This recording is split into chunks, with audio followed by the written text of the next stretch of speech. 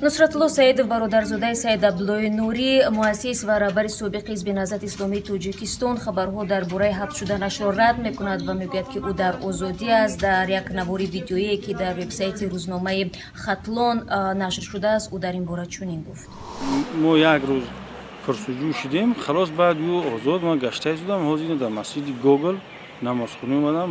Масҷиди намо вақти намози шома, ин имрӯз 19 феврал, соатам 6:30 шуда истодааст, 6:20. хуб гӯё ки хеш табори ман маҳкам шудан ё ки ин чизо нест.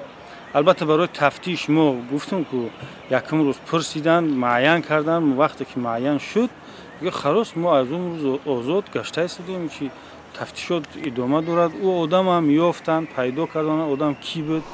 нусратулло саидови 45 сола зода ва истиқоматкунандаи ҷамоати тоҷикоботи ноҳияи вахш аст ва ӯ мегӯяд ки воқеан ӯро барои муддате боздошт карда ва баъдан раҳо карданд ва ӯ ҳоло дар озодӣ ба сар мебарад.